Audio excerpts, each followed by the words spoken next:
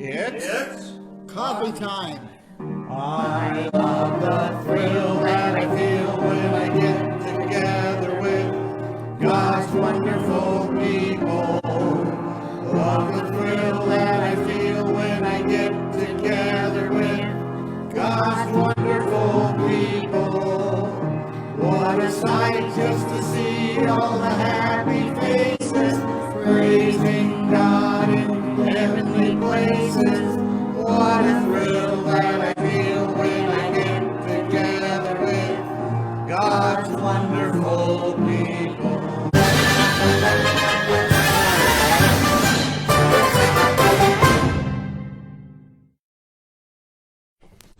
Yeah, isn't it amazing they picked me for this?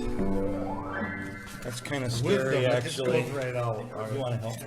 No? All right, don't help me Wally then. don't need help. He's Wally knows full everything. of wisdom. Okay, all right. Well, this is the Wally Wisdom and the Wally Wisdom Show. I am Wally Wisdom. Hello to everyone in Coffee Time USA, and welcome to the Wally Wisdom Show. I am Wally Wisdom, and I am known as the wisest person in all of Coffee Time. Boy, that doesn't say much for coffee time. All right, moving on. So where do I continue here?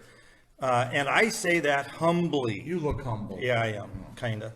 Today, I will be reaching into my mailbag and answering questions from my viewers, and I will give them advice on my many years of wisdom.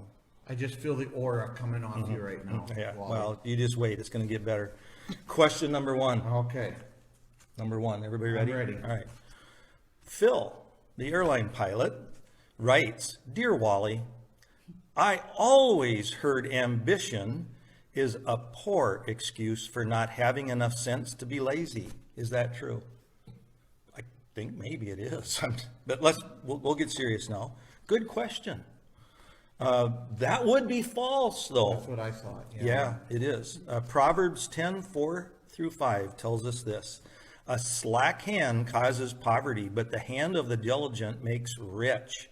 He who gathers in summer is a prudent son, but he who sleeps in harvest is a son who brings shame.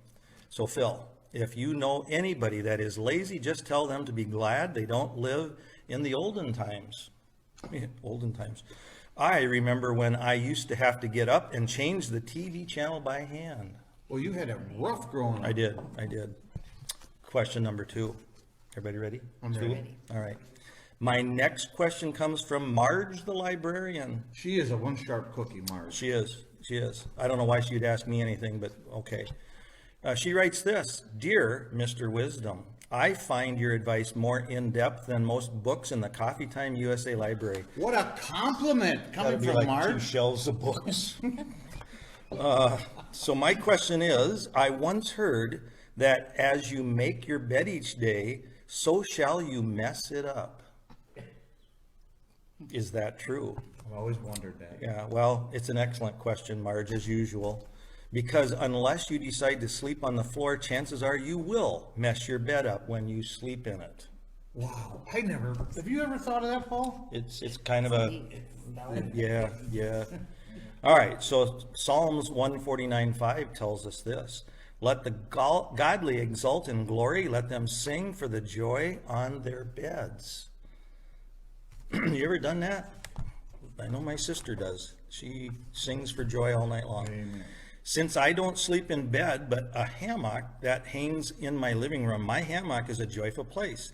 When I'm praising the Lord, it's a swinging good time. Yeah. So question number 3. This one comes from our very own Pa Marshall. Oh, I haven't heard from Paul in a while. Haven't you? Okay, well, he writes me this. Dear Mr. Wally Wisdom, is the old saying true, strike while the bug is close? Have you ever heard that saying? No? All right, I don't think I did either. But we'll talk about it. Great question, Pa Marshall. In most cases, if you want to strike a bug, do it when it's close, unless it's on the face of a police officer. I would want to do that. I almost got arrested last week by Sheriff Larry when I killed a bee on his face with my hat. Sheriff Larry just does not understand my method of supporting the men in blue. let no one say that Wally Wisdom does not back the badge. I know you do. You protect them from the flies. I do. Leviticus 11:20 says this, tells us this, all winged insects that go on all fours are detestable to you. Believe you me, folks, if Sheriff Larry would have got stung by that big bumblebee, he would have looked detestable at the policeman's ball next week. He's the only policeman to be there. Well, it's a small ball. Yeah. Yeah. All right, question number 4. Melanie coffee can. Oh, Yeah, a new Melanie. one. Yeah, Melanie coffee can writes, I always heard that it is darkest before daylight savings time. Is that true, Mr. Wisdom? Very good question, Melanie. Yeah. Yes, it is true. It certainly is always the darkest before daylight savings time unless you get hit in the head with a baseball bat. Ooh. And when you're playing catcher at the Coffee Time USA softball team, I got hit so hard by the batter that I could not see to throw the ball to first base. However, I was very fortunate that the umpire did not throw me out of the game after I broke his foot. You must I have quite missed. a I throw. missed first. Just by Just saying. Just by a foot. Just saying. Yeah, just saying. All right, John 8:12 is where Jesus said, again, Jesus spoke to them saying, I am the light of the world. Whoever follows me will not walk in darkness, but will have the light of life. I'm so glad that no spiritual darkness can overtake the light of our Creator, Jesus Christ. All right, the next question, question number 5, says this. And this one comes from my niece, Shannon, the wise woman. I haven't heard from her in a while. I hear she's You really too? smart. I hear she is a smart gal. Yeah, I've heard that too. Shannon writes, Dear Uncle Wally, I have always admired I've always admired your wisdom. You have taught me so much growing up, like not to cross busy highways with an ice cream cone in my hand. Wow. My question is it true, Uncle Wally, that the pen is mightier than the pig? That you, my dear, wonderful niece, Shannon, oh, thank you. I missed that part. Thank you, my dear, wonderful niece, Shannon, for that question. It is absolutely not true that the pen is mightier than the pig. I never knew that. Yep. I raised a pig last year, and he was always getting out of the pen. I know it. Thinking back on it, I did name my pig Ink. Maybe that is why Ink kept getting out of the pen. That's why, he lived up to his name. Everybody go, oh, a big, oh. Yeah, there you go. All right, Luke 15 through 16 tells us the story of the prodigal son. And it says, so he went and hired himself out to one of the citizens of that country, who sent him into his fields to feed the pigs. And he was longing to be fed with the pods that the pigs ate, and no one gave him anything. Because of the prodigal son's sinful lifestyle, he was reduced to a life of eating with the hogs. Just a word to the wise, if you do attempt to eat any pig food, make sure you use lots of seasoning, because then it is at least tolerable. I'll have to remember that. Yeah. That's a good idea. Yeah. So, well, that is all we have. Everybody goes, yay! Yeah. That is all we have for the Wally Wisdom Show. Keep sending those cards and letters asking for my wisdom on all of life's issues. Remember, the wisest thing that you can do is ask Jesus Christ into your heart and life by believing in him and repenting sincerely of your sins. This is Wally Wisdom reminding you. James 1:5 tells us, if any of you lacks wisdom, let him ask God, who gives generously to all without reproach, and it will be given to him. Also, one last word to the wise. Remember, having a pig for a pet is not always such a good idea. They can be a real hog.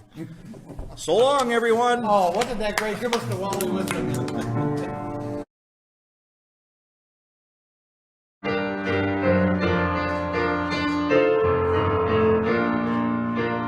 Upon life's boundless ocean, where mighty billows roll, I fix my hope in Jesus, last anchor of my soul. But trials, fears, and sailing, as storms are gathering more, I rest upon his mercy and trust him more. I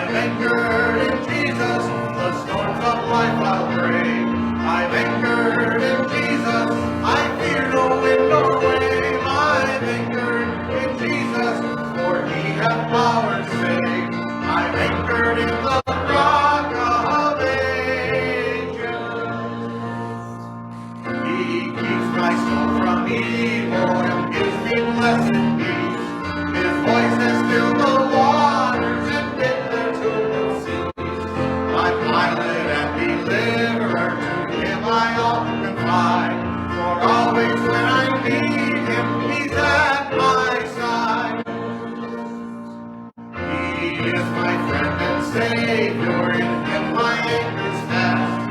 He drives away my sorrows and shields me from the blast.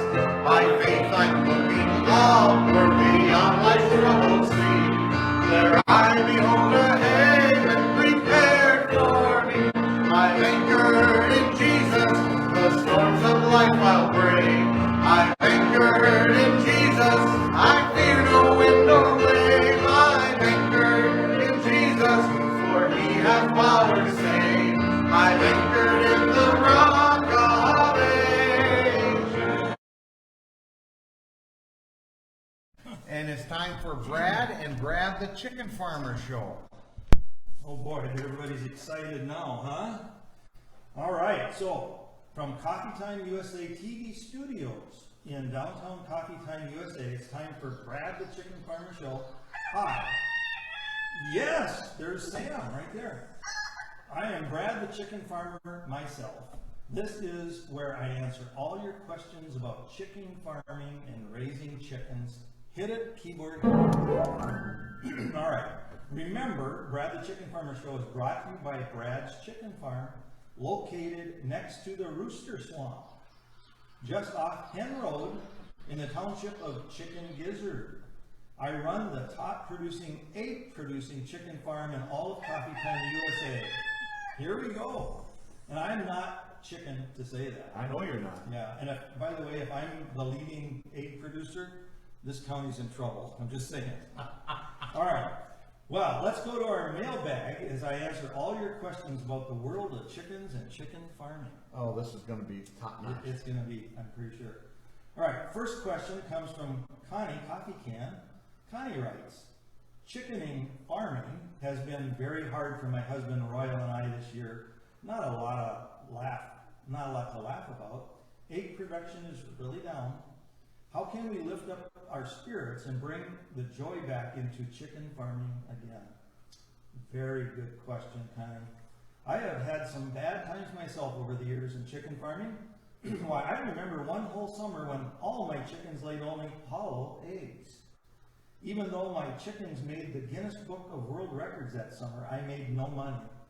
But when times like that come and I am down, I just go into my chicken coop and cluck like a chicken. Just do it, Melanie. Trust me, this will bring out your inner comedy hen. Here is a question from Marge, the librarian. Oh, I love her questions. I do too, usually. Dear Brad, you told me you would send your recipe for chicken mayonnaise pie, but I have not received your letter yet. I am so sorry, Marge. I forgot to send it to you. I will send that letter out first thing in the morning, but don't look for it in your mailbox in just any ordinary letter. You will find it in a envelope. They just keep getting better. Here's a question from my neighbor Bob, the alpaca farmer. I like Bob. I do too, other than the alpaca part. Brad, why do you use so many chicken puns all the time? It's kind of annoying. Boy, that's not the first time he's told me that. Yeah. Well, Bob, I use so many chicken puns because it tests my endurance. Our next question comes from Carrie, the kindergarten teacher. She's very good. She is good, yeah. Brad, my chickens have been sneezing a lot lately. What can I do to help them? I can help this situation too. Well, Carrie, if your chickens are sneezing too much, you might want to cover your chicken sneeze with a handkerchief. I told you they were going to get better. Here is a question from Nurse Penny. Brad, I love my chickens so much and I love to spend quality time with them. What would be a great place to sightsee with my chickens? Well, that's easy, Penny. A great place for a chicken to sightsee is the Stonehenge. Well,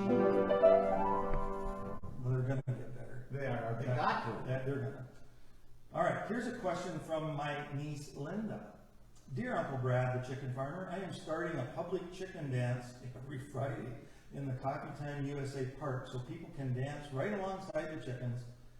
Do you know any special chicken dances we could learn and teach the people? Well, Linda, my favorite dance is chick to chick. It's how all the cool chickens dance. That's part of the song. They're getting good, yes. Mom Marshall asked, Dear Brad, I understand you actually watch one movie in the chicken barn with your chickens every Saturday night. That's nice of you. It is. They enjoy it. What kind of movies do you watch? Well, Ma, my chickens and I always watch, are you guys ready? Chick flicks.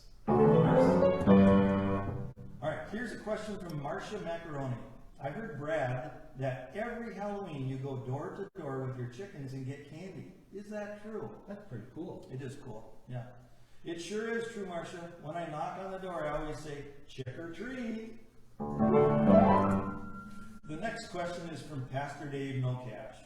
Brad, I heard you say you actually teach all your chickens every day like they're going to school. Wow, that's pretty clever. It is. They know everything I know by now. So, I have to know, Brad, what is your chicken's favorite subject? Anybody have any clues? Oh, I don't know. Maybe laying eggs. Well, we're close. Well, Pastor Dave No Cash, my favorite subject for my chickens is egonomics. Here is a question from Keyboard Harriet. Is it true that you tell jokes to all your chickens every morning?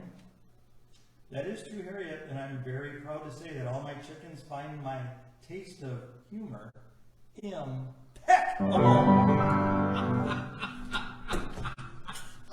All right, here's a question from Laura the lawyer. Brad, what do your chickens like to do in the afternoon for fun? Well, Laura, my chickens like to go every afternoon on a picnic. That's got to be interesting, a chicken picnic. It is, yeah. Here's a question from Diesel Gas Pump. Last week at the Coffee Time USA basketball game, one of your chickens was seen crossing the basketball court. Why was that? Well, Diesel, my chicken crossed the basketball court because the referee called foul. I hate that when that happens. Me too. Here is a question from my good friend Donald the Game Warden. Brad, you once said you feed your chicken snacks every afternoon at 3 p.m. I learned that from my sister, by the way. Here is your chicken's favorite, what is your chicken's favorite afternoon snack? Donald, my chicken's favorite dessert is poop cakes. Mercifully, we're getting close. Well, what is all we have? Well, that is all we have time for on the Brad the Chicken Farmer Show. Remember, whatever you do in the glory of God and Jesus Christ, do it to the glory of God and Jesus Christ, even if it's raising chickens or porcupines. You should try that sometime. Yeah, I try to raise them away from my place. Yeah. Remember, Brad, the Chicken Farmer Show is brought to you by my chicken farm where chickens work around the clock. So long, everybody. Did you ever see a Roy Rogers movie? I know you didn't, but you knew that, right? They were Christian people, Roy Rogers and Dale Evans. Wonderful Christian people. And I love horses, even though I don't want to ride them. I think they're beautiful. Here we go. Happy trails to you until we meet again. Happy trails to you. Keep smiling until then. Who cares about the clouds when we're together? Just sing a song and bring the sunny weather.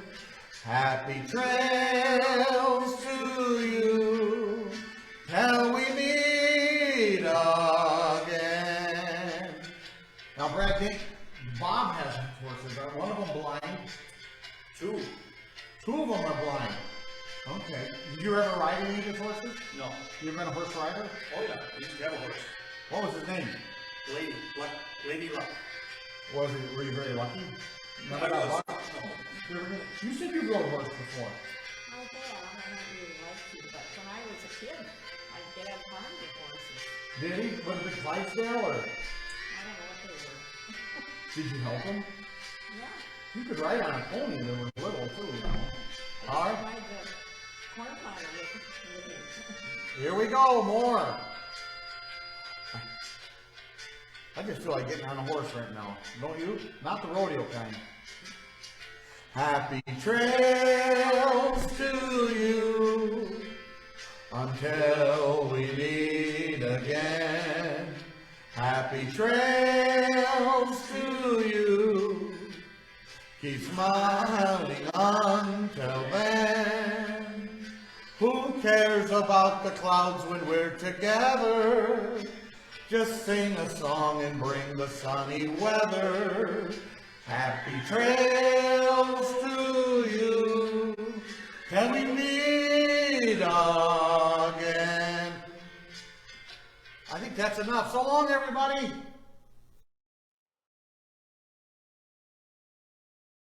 I love the thrill that I feel when I get together with God's wonderful people. Love the thrill that I feel when I get together with God's wonderful people. What a sight just to see all the happy faces praising God in heavenly places. What a thrill that I feel when I get together with God's wonderful people. I love the thrill that I feel when I get together with God's wonderful people. Love the thrill that I feel when I get together with God's wonderful people. What a sight just to see all the happy faces praising God in